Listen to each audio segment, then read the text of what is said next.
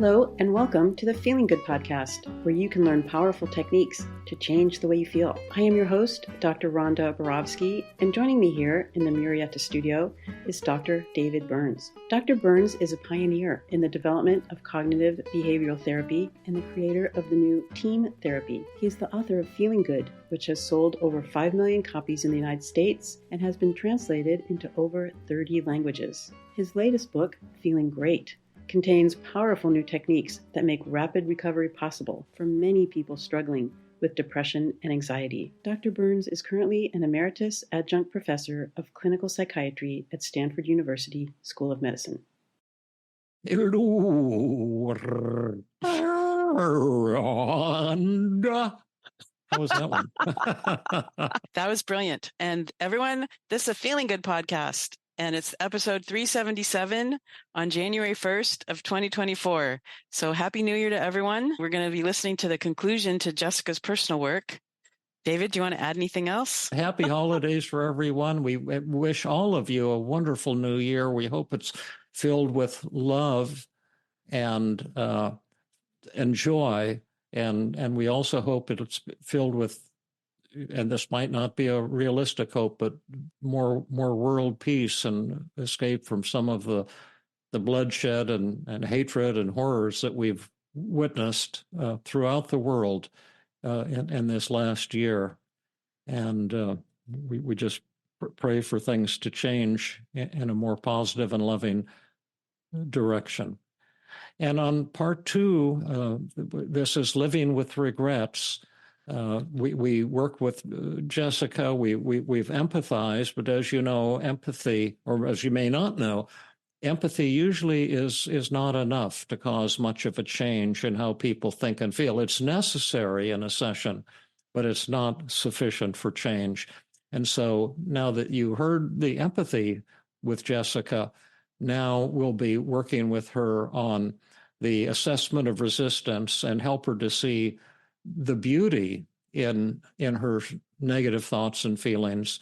And then we'll work with her with methods, especially the externalization of voices with role reversals and self-acceptance and self-defense and the counterattack technique and other techniques as well, to see if we can bring some peace and joy into Jessica's heart to free her from this sadness that she feels whenever she thinks back on being a young woman, a beautiful teenager, and having made a decision that she now regrets. It's a decision that's caused her so much pain. Can she find an escape from the trap? That trap. That's what this is all about. Thanks, David. And thanks to all our listeners. And thanks to Jessica for doing the work with us. Oh, yeah. Thank you, Jessica. This personal work is always the best teacher, not only for psychotherapy, but for life, and particularly when we see someone hurting who turns it around. So let's see if we can work that magic again. Okay, great. Thanks. Well, we could go on further. I've got 3, 7. We've got probably a good 20 positives out of 4 emotions. There's a lot more emotions we could do this with, and then we've got 10 thoughts we could do this with. So we could probably come up with a list of 50 to 60 or 70 positives like this if we had the time. But let me ask you a question. All these positives that we're listing, that your sadness shows your passion and your love of dance and your love of life, and that your dedication to having a fulfilling career, it shows that you're a person, a loving person, a person who's vital and you know, throwing yourself into life. And then your anxiety shows you're responsible, that you complete tasks, that you don't procrastinate, that you're vigilant, and your shame shows your humility, your humanity, your concern about how others view you, your respect for other people, you're wanting to please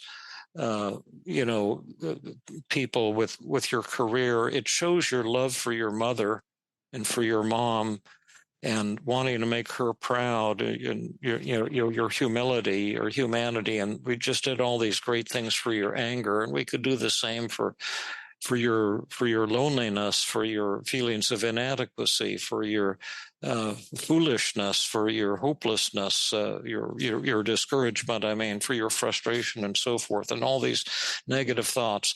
And so my question is this: if you were to press that magic button and all of these negative thoughts and feelings were suddenly vanished with no effort on your part, you'd be euphoric. But then all these positives would go down the drain right along with your negative thoughts and feelings. And I'm confused why you would want to do something like that. I wouldn't want to lose all these positives that truly show who I am as well and are part of me and my values. And right, exactly. Exactly. And that's what I was hoping you would see, because it's kind of different from the way I was trained as a psychiatrist, and probably Rhonda and maybe even you.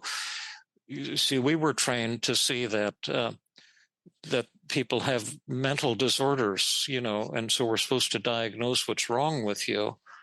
So if you're shy or anxious or angry, you have some kind of mental defect or chemical imbalance, we can diagnose you with the DSM and try to fix you, and that kind of puts the patient in a one down position, and creates a lot of shame. So you're upset, then you're ashamed about upset and thinking there's something wrong with you, and what I'm saying here, and I think what Rhonda is saying, perhaps you're beginning to see, is that these negative thoughts and feelings are not the expression of what's wrong with you, but what's right with you. Do you see that? Beginning to see that? I didn't see it. I see now that there was actually positives to those emotions that are bombarding. And so maybe instead of pressing that magic button, we could imagine we had a magic dial, and instead of making them disappear completely, we could turn them down to a little lower levels, where you'd be feeling much better and you wouldn't lose all these beautiful things about yourself. What would you think about that? I would love it if I'm able to bring down that dial of all these feelings that are hurting me dramatically. Okay. Great. Now I'm going to write these down in the goal column on your daily mood log, and I'll go pretty fast here. But your sadness cluster, you estimated at 90%. And if you could reduce that to some lower level, how sad would you wish to feel by the end of our session tonight? 20%. 20 is that enough for you? Yeah. Okay, great. So I'll put a 20 in the goal column. And now, how anxious and nervous would you like to feel? That was 90. What would be a good amount of that? I would say also, no, I would say like a 10%. 10%. And that's enough anxiety for you? Okay. And then how much shame do you want? That's 95. I don't want to feel shame. So 0 on shame? Yeah. Okay. How inadequate do you want to feel? That was 90. 0. 0. Okay. And how lonely do you want to feel? That was 92. Like a 5%. Okay. And how foolish do you want to feel? That was 100.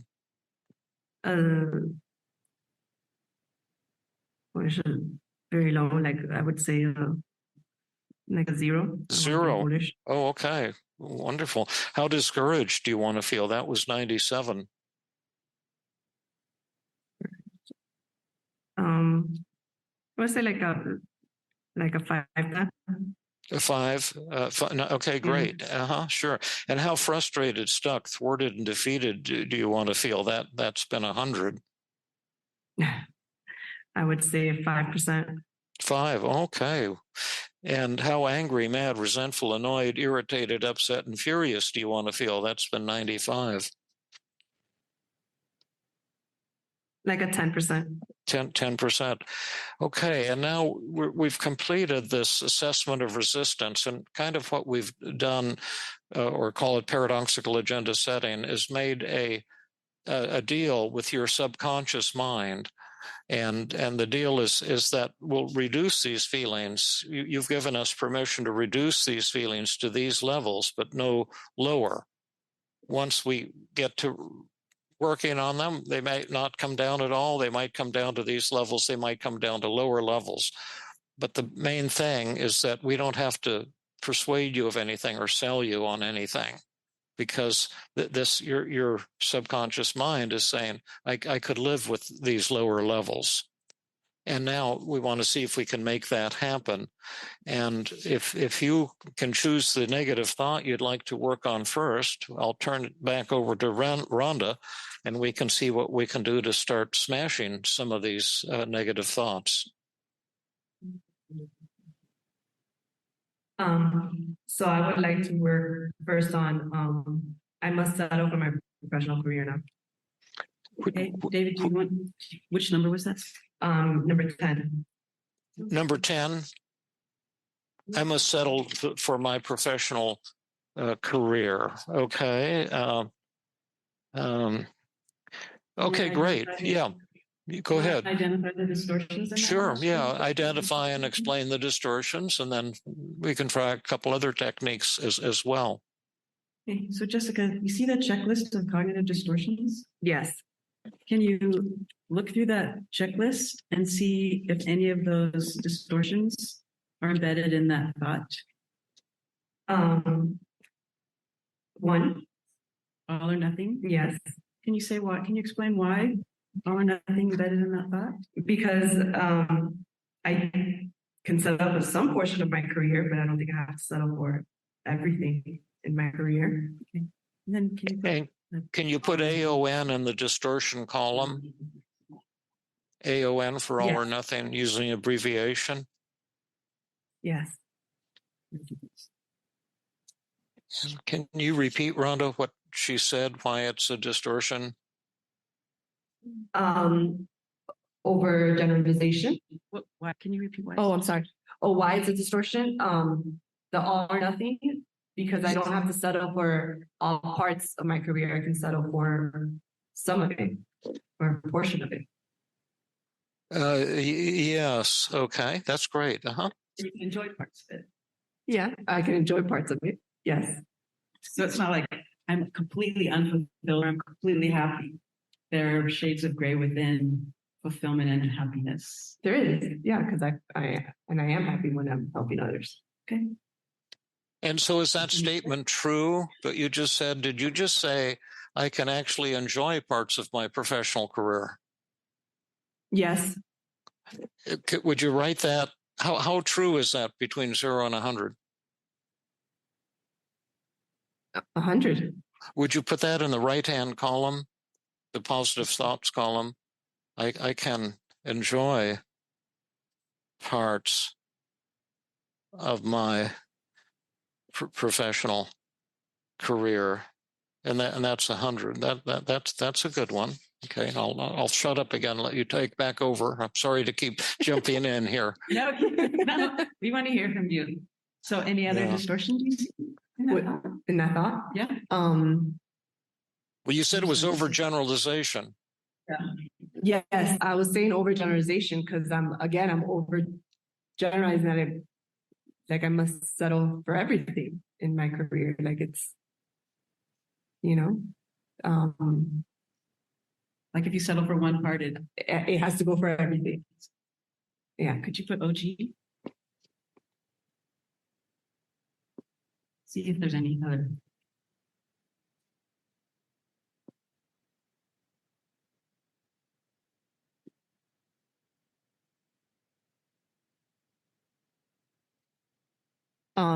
Magnification and minimization.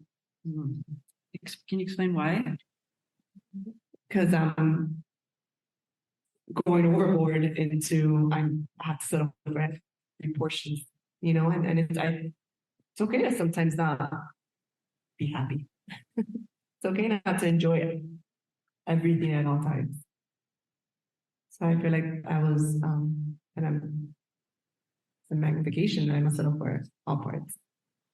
Could you be magnifying the lack of fulfillment and minimizing the pleasure in your work? Yes. Because when I'm doing it, or when I'm doing something like when I go to my conferences, you know, for the subject matter expert and stuff like that, I enjoy it. I'm happy. I come back excited. And then I have this little like thought that comes to mind, well, wait a second, you know, it's not what you really wanted. So like I throw myself back. Yeah, we'll smash that little sucker in a few minutes. What do you see any more distortions? I've found quite a few more. Mental filter. Yeah, absolutely. And why is it mental filter? Because I'm dwelling on the negatives of my career right now. Yeah. I'm enjoying the things that I do enjoy. I'm enjoying the parts that I of my career. Yeah. Like being in this Congress and learning about TEAM-CBT. That's amazing. Yeah. So I am dwelling on negatives and positives. Yeah, absolutely. Even though I'm not showing off my ballet skills right now. I would love that. If I did, you might be laughing even more. Yeah, awesome. What did you see any should statements, hidden should statements in your thought? Yes, like I should settle. Yes. Good. I love that. Or I shouldn't be happy if it's not about and I should settle, but I shouldn't have to settle. You know, I should have a better career. Yes. I shouldn't have screwed up. I should have said yes. Yeah. A lot of shoulds there. Is there any blame? 100%. There is blame. There's blame on myself and there's blame on others. Yeah. On myself for not making the decision and blaming my mom, you know, for the decision that I made. Yeah. So we see a lot of distortions here. And Rhonda, I'm leaning toward a double standard technique, and that followed by an externalization of voices. And I'm wondering, would you be willing to try a little role play technique with us, Jessica? Yes. I want you to play the role of yourself, and because sometimes we talk to other people in a little different way from the way we would talk to ourselves. And let's imagine that Rhonda is a dear friend of yours, and she's almost an identical clone of yours. She's 40 years old. She has a daughter who's 14, but she's a different person. But she had this chance to go to this ballet school and instead pursued a career much like your own. And she went to all the same schools you went to. She got the same grades you got. Her strengths are the same as your strengths. And I'm wondering, would you talk to her in the same way you're talking to yourself? Would you say to her, you know, Rhonda, you're going to have to settle for your professional career, and your dream is never going to come true? Would you say that to her?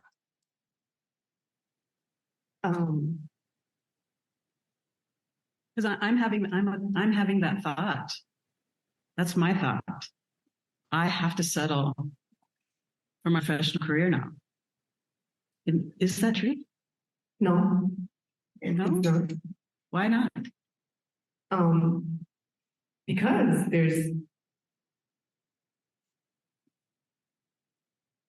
other beautiful things out there in your career and other positive things that you've been doing that you've been successful in, and that you've brought joy and you've helped many other people. So you don't have to settle for your professional career.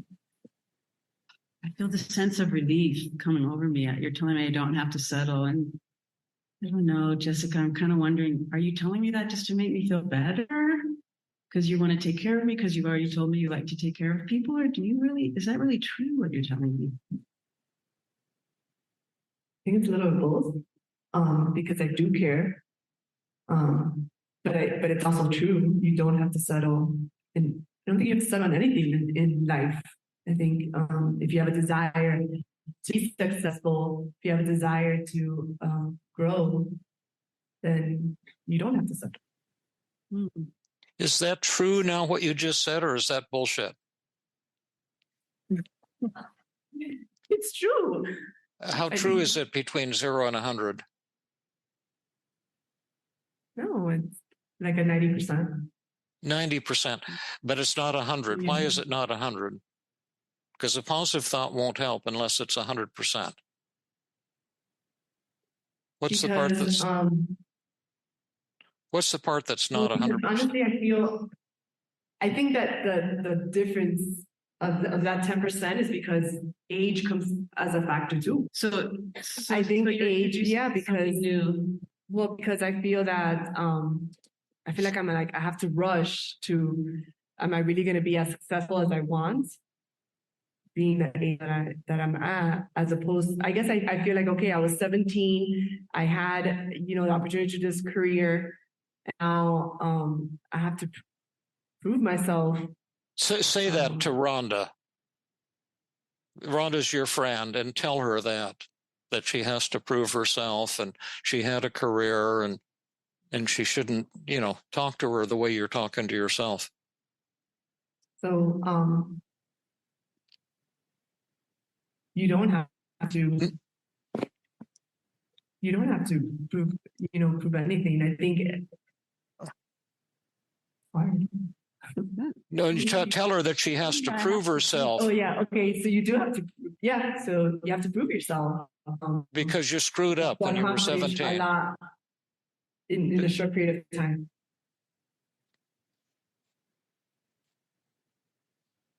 I'm sorry. How does that feel, Jessica? Talking to her like that, how does that feel? You know where that thought comes in though? Where? Because dancing is such a short career.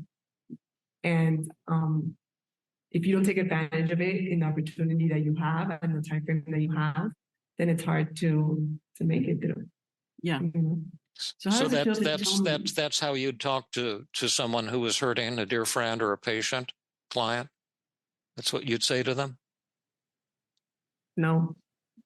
Why not? No. That's what I say to myself. I would definitely not say that to them. No, I wouldn't. I wouldn't say that. I would say... Why wouldn't you say that? Because I feel it's easier to say it than to apply it to ourselves. So you want to talk to yourself like that, but you don't want to talk to someone who's identical to you. Is that right? Yes. And why wouldn't you say that to someone who's just like you? Because I wouldn't want to hurt them. Oh, I see. So one of your value systems is you don't like to hurt human beings. Yes. And what are you? A human being. So it seems to me you have a kind of double standard going on. Yes. Now let's bring this up to a little higher level of intensity. And what is your name? Jessica. And do you know what my name is? I'm sorry?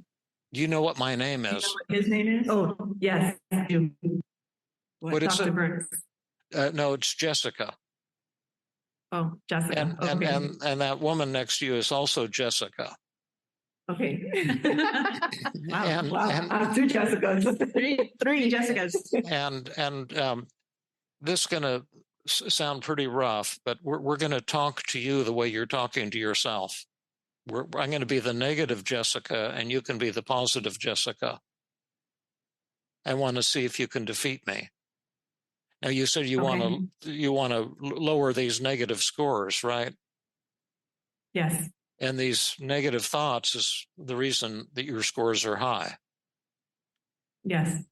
So we want to see if you can find a way to combat, and we'll do role reversals if you struggle with it, and we'll model it for you. But could I talk to you for a minute, Jessica? Okay. Can we explain to her how she can defeat these thoughts? You can if you like. Sure. So you can defeat these thoughts in one of four ways. You can argue against them, defend self-defense. Like earlier, Dr. Burns was talking about acceptance. So you can find some level of acceptance within the thought.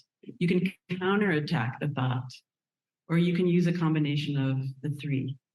Okay. So those are the four ways. Okay. Yes, ready. Oh, okay. So could I talk to you for a minute, Jessica? Yes. I didn't want to upset you. I know that you're trying to have this nice session with David and Rhonda, but I want to remind you that you have to settle for your professional career now, and your professional career sucks, and your life sucks. And I just wanted to tell you that. It doesn't. My life doesn't suck. Well, it's just mediocre, because you could be a ballerina star in New York with everybody admiring you. And you're not, and your career is nothing compared to that, and so you should feel pretty ashamed and awful. I don't have to feel ashamed, at all. I don't have to feel ashamed. Why would I have to feel ashamed? I don't have to feel ashamed for that. Well, because you're so stupid, and now you're stuck forever. That's what you should feel ashamed of. That's what I'm trying to tell you. I know you're not very bright and don't understand these things, but it should be obvious. I consider myself to be a bright person. I make sometimes stupid mistakes, but I do consider myself to be a very bright person. Okay. Who so far, who's winning this battle? You are. Oh, the negative is winning. Yeah. And are you maybe saying you don't want to learn to talk back to these thoughts? You don't want to defeat these thoughts? No, I feel that some of the thoughts are true. Mm-hmm. And so because they're true, then are you saying you kind of want to keep giving yourself these messages? Because they show a lot of really beautiful things about you, and maybe this isn't something you'd want to change. Yeah. Some of the, I feel like some of the thoughts that I'm saying to myself are actually true. So I find hard to find something to attack it back with. Okay. So do you want to try a role reversal and see if there's any room for change? Or you want to hit me? I just hit you with thought number 9. Yes. You want to hit me with that one? Yes. I'll be the positive Jessica. Okay. So Jessica, you didn't go to New York. You didn't make the decision to go. So you weren't able to fulfill that dream. You're an idiot. You're stupid, and you have to settle for your career now. It is what it is. You just have to settle for what it is. And you can't change the past, and you have to deal with the current. Yeah. And well, you made that decision, so now you have to move on. Yeah, no, I probably made a mistake in the past. And, if I had to live my life again, I might make the other decision to go to New York and pursue the life of the ballet. That would have been pretty awesome. And I accept the fact that I do make mistakes and always will make mistakes. That's for sure. But there's one huge mistake I'm making that's way bigger than that mistake I made when I was 17.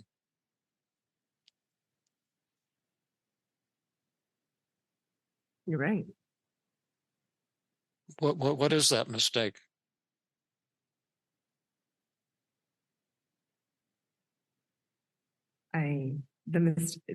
I've made other mistakes. But I actually. But what's the biggest mistake of my life? What's the mistake I'm making right now? Not accepting who I am right now. Yes, and listening to your bullshit in my ear, constantly putting me down.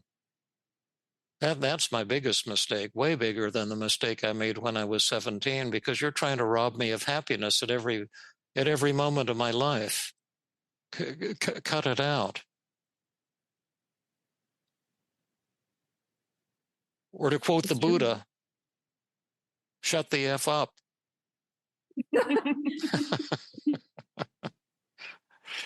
So who won that one?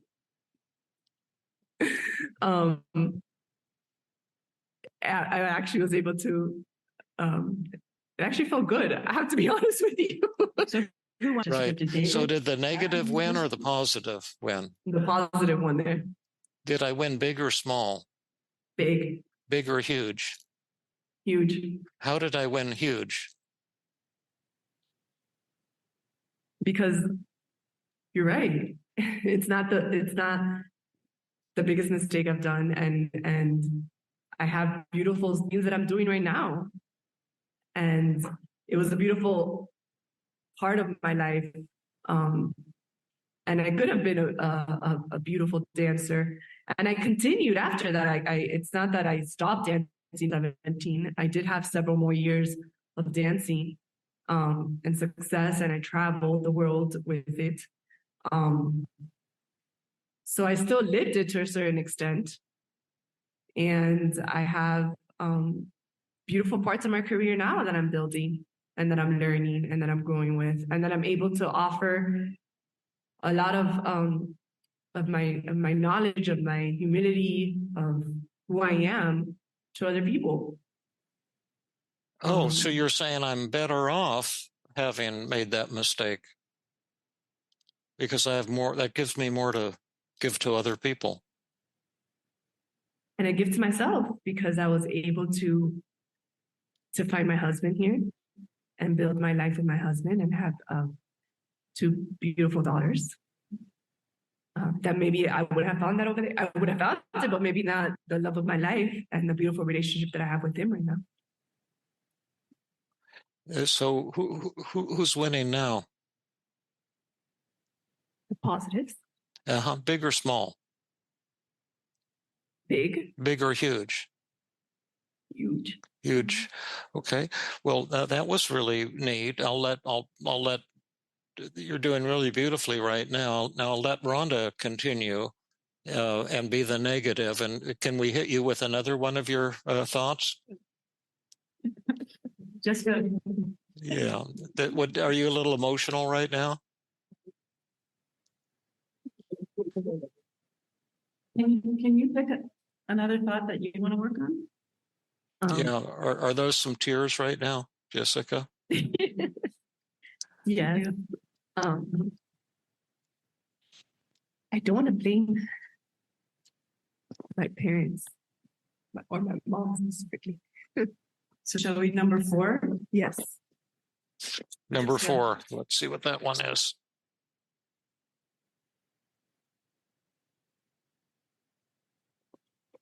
Yeah. David, Okay. do you want me to do that one? Yeah, sure. Okay. So Jessica, remember who I am? Now I have a question for you, Rhonda. Yeah, I have a question for you. It's true that she blames her parents, so that's just a description of the situation. So maybe there's instead of maybe we could restate that. Maybe we could just say my parents are to blame instead of I blame my parents. My parents are to blame for not understanding the career path I wanted. I think that's the actual negative thought. Do you want to say my parents or my mom? My mom. Okay. Okay.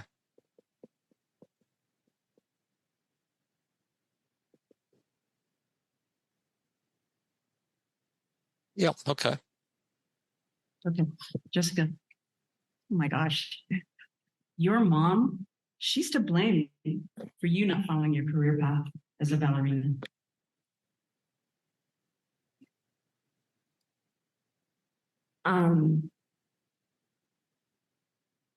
Not fully. She's not fully to blame.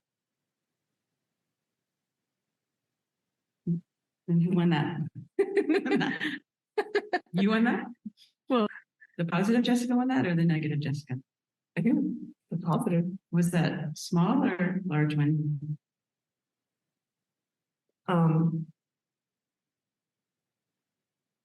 No, you have to really be honest. Yeah, right? It's bad that she's sitting in the audience.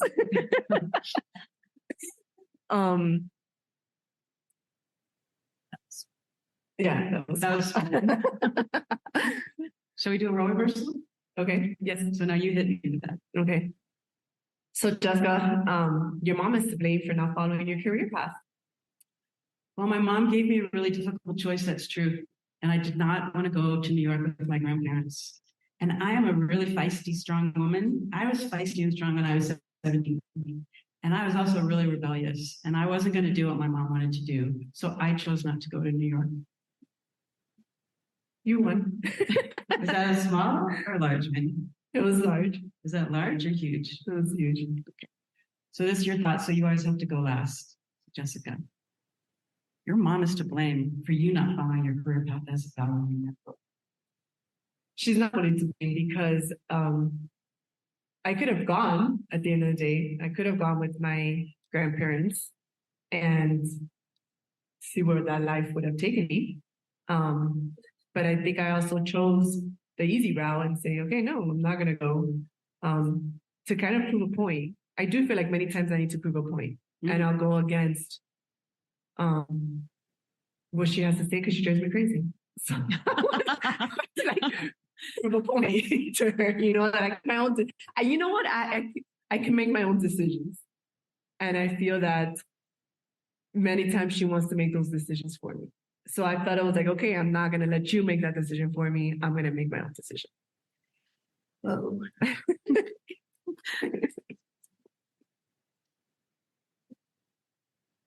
So Jessica, who won that one? Positive. Or was that small? Oh, well, no. Yeah, Is that, you're the positive. yeah, the positive. Small or large one? Large. Large or huge? Huge. Shall we write that down? Can you write that down? That was great. Were you able to do that, David?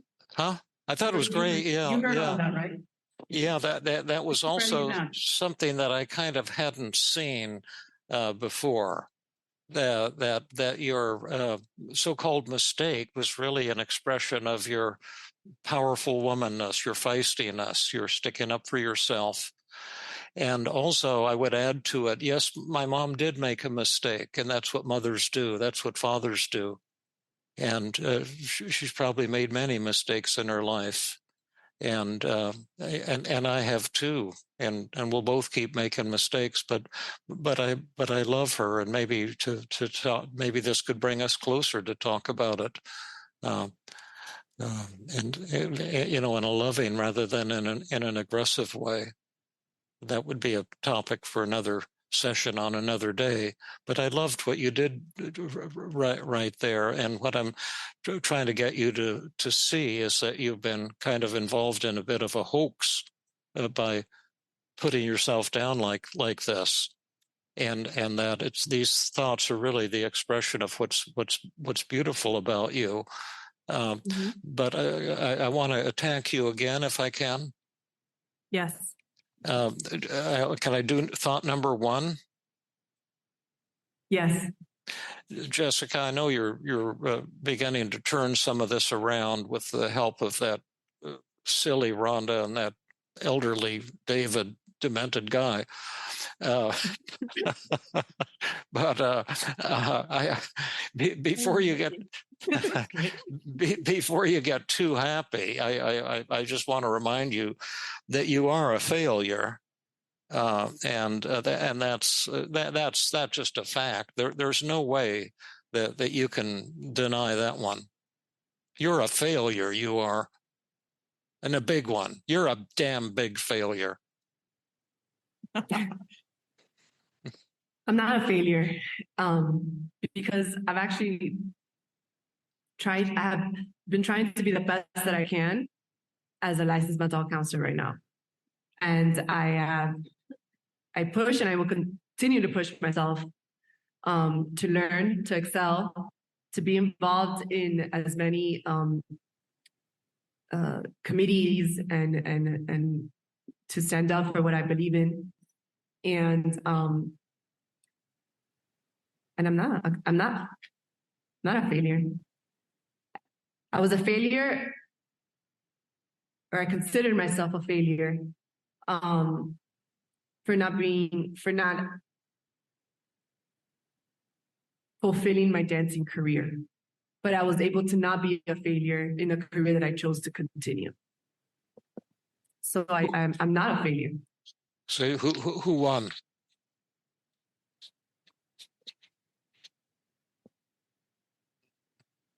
I did.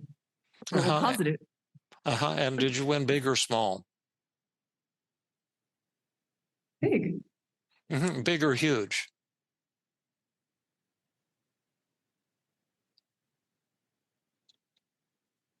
Not huge. I mean, big. I wouldn't say huge. That's right. It's not huge. Maybe big plus. Yes, but not up huge. to huge minus. Yes. So let's do a role reversal. Now, remember that there's 3 strategies that you can use. Rhonda mentioned them. I like to mention them as we're going along because that brings them out. You're relying exclusively on self-defense. And remember, there's 3 powerful strategies that all work together. Self-defense has its limits and rarely gets to huge. But it's better than beating up on yourself. The acceptance paradox, you defeat the negative thought by finding truth in it with a sense of humor, a sense of inner peace. That's what the acceptance paradox is, and we can maybe add that. And then in addition, there's the counterattack technique, the CAT, that counterattack technique. And that's where you turn the tables on this negative voice and you attack the voice that's attacking you. But I'll show you how that works. If you'll be the negative Jessica and I'll be the positive Jessica, and you can say, tell me that I'm a failure and stuff. Jessica, you're a failure. Well, thank you for reminding me. I never get lonely because I know you're always there, ready and willing to throw this bullshit in my ear. But I can tell you that I've accomplished tremendously in my life, and I've had my share of failures too, and my mom has also done the same. And I plan to keep failing for the rest of my life because failure is my way of becoming more human and way of growing and learning. So I accept that, but I also have a lot of things that I've accomplished that I can be very proud of. I really was a beautiful dancer, and I have beautiful values, and I threw my life into it, and I did beautiful work, and I'm proud of that. And now I'm doing the same with my career. But even in my counseling, I'll fail often. There will be patients I haven't helped, or I don't know how to help, or I might lose a patient, and those are all opportunities to learn and to become more human. But I can tell you that I have one gigantic failure in my life. And that I'd have listening to your bullshit. Cut it out. Remember what the Buddha said, go F yourself. So who won? Oh, well, the positive. Was that big or small? Big. Big or huge? Huge. Huge. And how did I win huge? You said a huge thing that caught me, which is you're going to fail in life, but that makes us grow. And it's true. That failure made me a stronger person. That decision of not of going against my mom and not dancing made me resilient. And pushes me to want to be as good as I can in the path that I'm in. Great. And I'm going to fail that, but I'm still I have the desire to want to succeed, to want to be better, to want to make it to a high prestige. And to me, that's very valuable. Yeah, I love that. I fail often. I fail all day long, every day, to be honest with you, Jessica. I used to run or hike with my students. We do 5 or 10 miles. I mean, we weren't champion hikers, but Rhonda will tell you, we used to come to my house every Sunday morning, and 10 people would come or 3 people would come, or then we'd go off hiking for miles and miles and doing personal work while we hiked.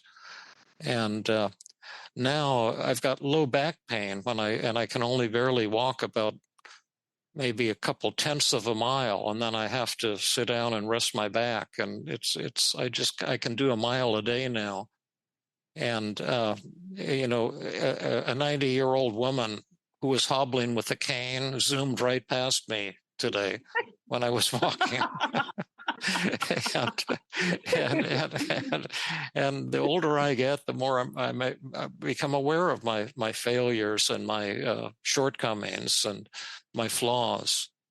And the odd thing is that I found that as I accept that I'm not perfect, people actually seem to like me better. And if you were some famous ballerina, visiting our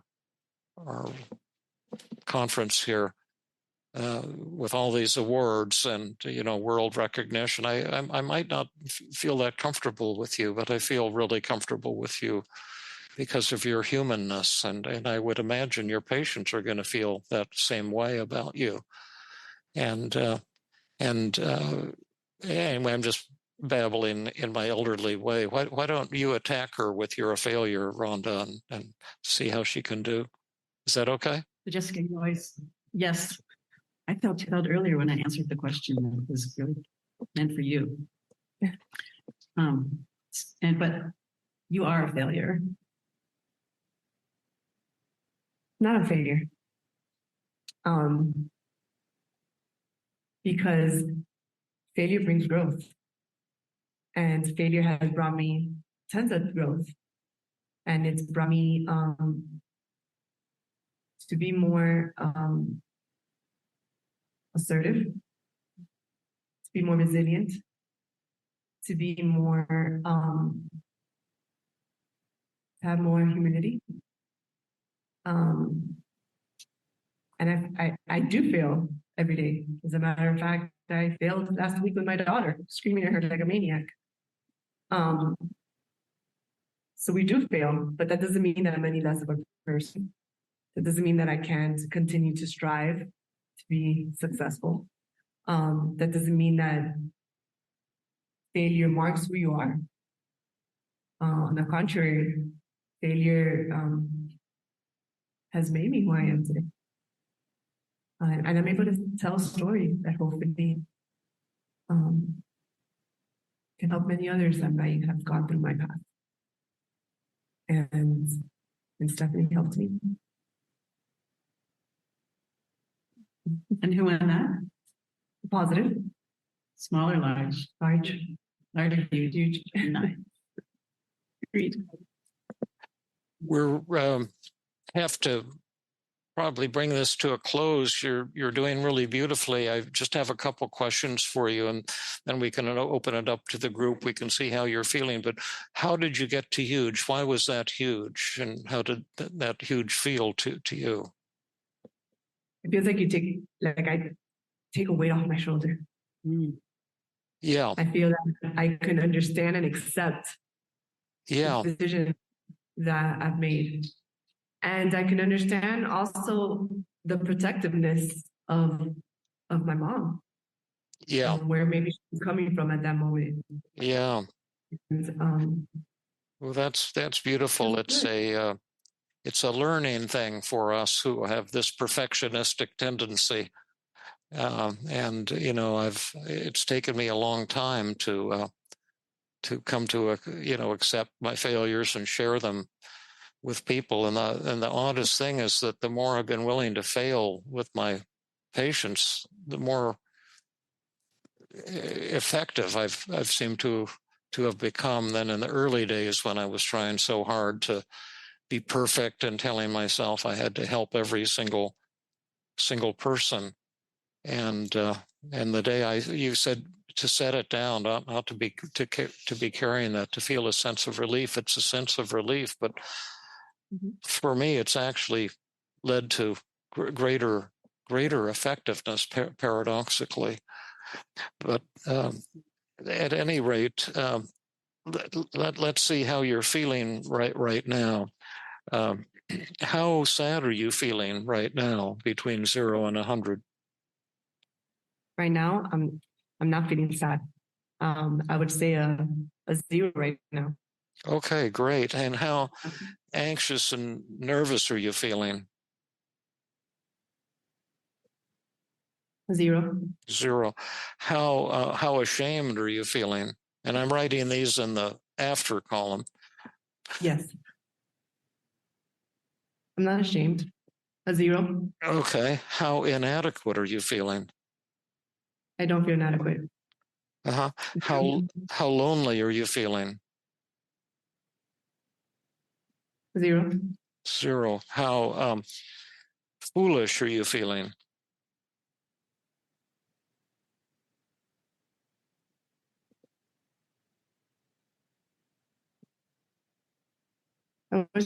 Like a 3%. How much? Like a 3%. 3%. Okay, great. I was going to guess 4. So we're overshot on that number. And how discouraged are you feeling? That was 97. How discouraged? I'm not discouraged. I was 0. Not 0. And then how frustrated and stuck and thwarted and defeated? That was 100. What is it? Like a 10%. 10%, great. And how angry, mad, and resentful and furious? That was 95. Like a 5%. 5. So you're reporting, just dramatic changes in these things. And I have 2 questions, and then we'll see what the group has to say.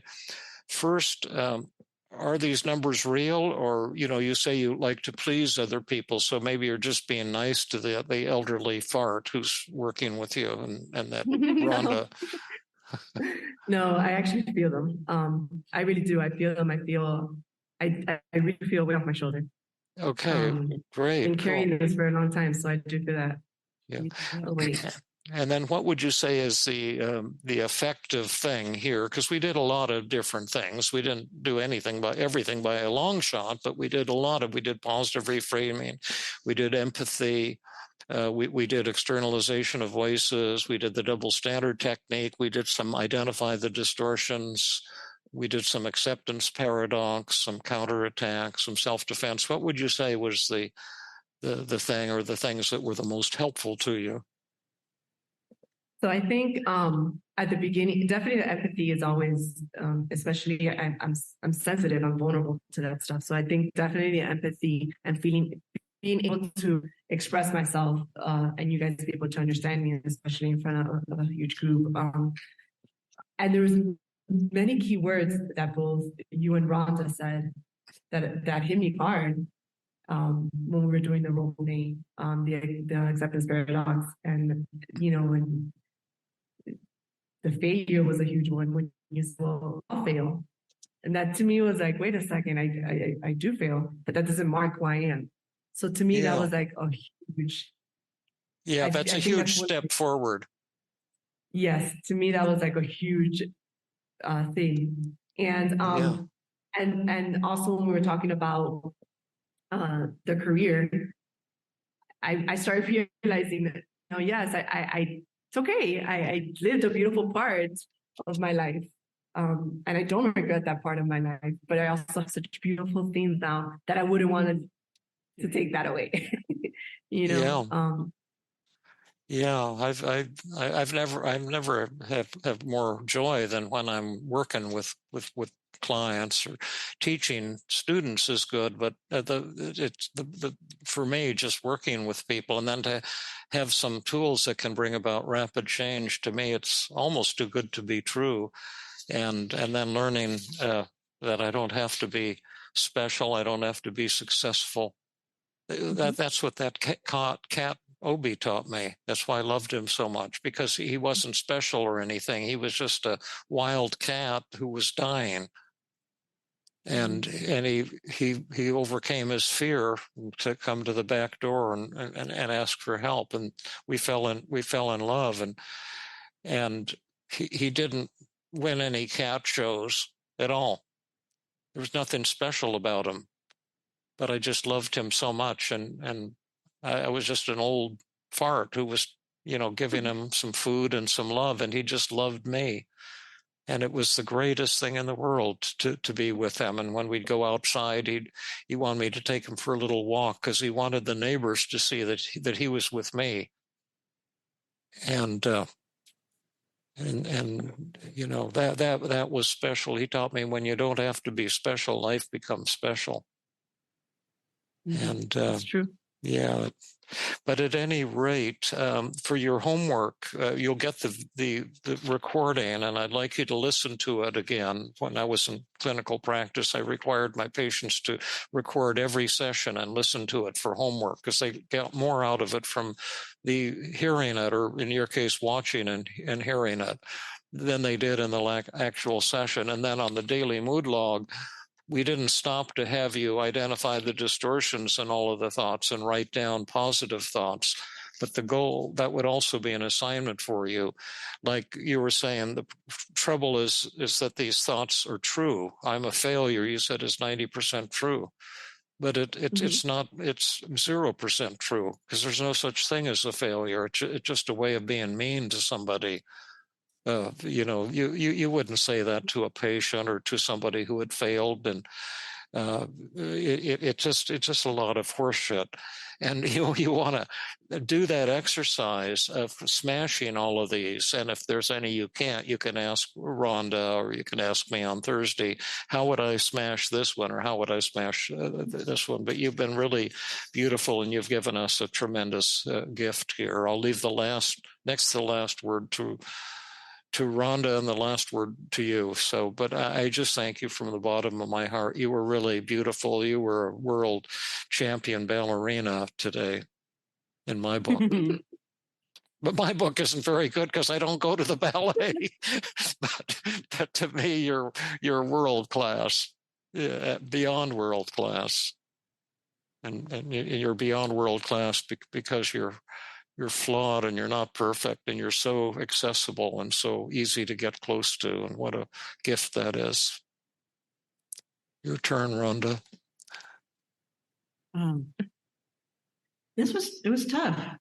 You didn't rescue us, or you didn't go along with what we were saying just to please us. You fought back and said you didn't want to give up some of these negative thoughts, and they're true, and you're clinging onto them, and yet, you continued on. David said maybe you didn't want to let go of them, and you said, yeah, maybe you didn't want to. And, just continuing to work and challenge them. Seems to me like you came to a level of what we're looking for, enlightenment, like this huge burden of 23 years lifted. And I know I shed a few tears when you were speaking, and I just really want to thank you for sharing yourself with all of us, and with all of the self-disclosure and the hard work. You gave everyone an example of what the strength and the power of team therapy mean. And also, I'm so grateful that you really came forth with the feisty, strong woman in you. So thanks for coming up.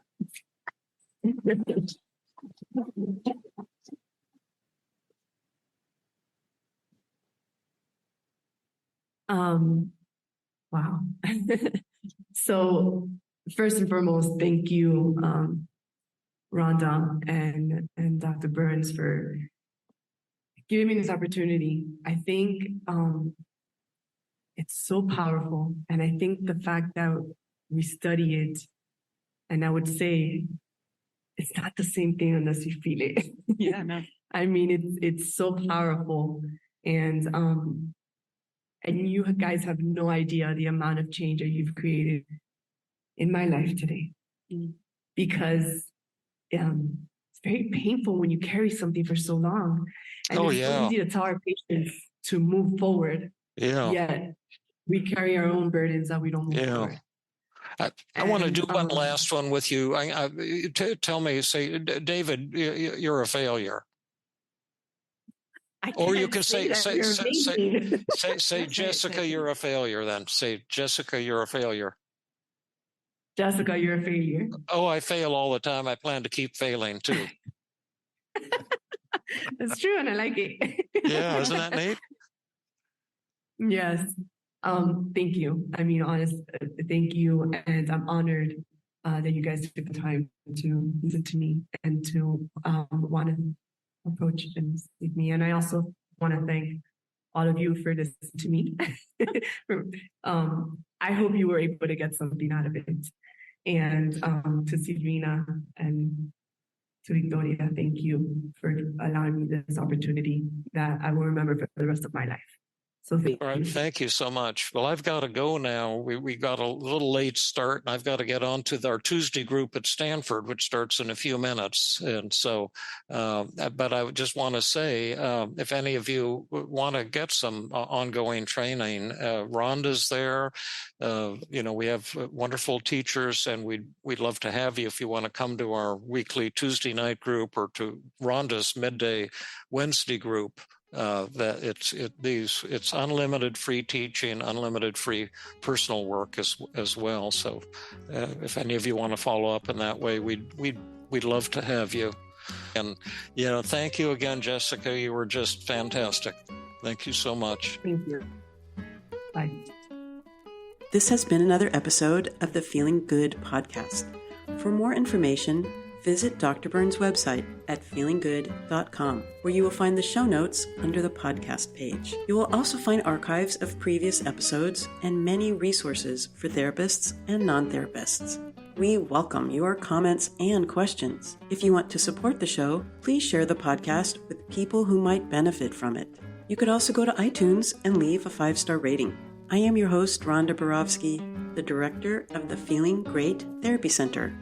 We hope you enjoyed this episode. I invite you to join us next time for another episode of the Feeling Good podcast.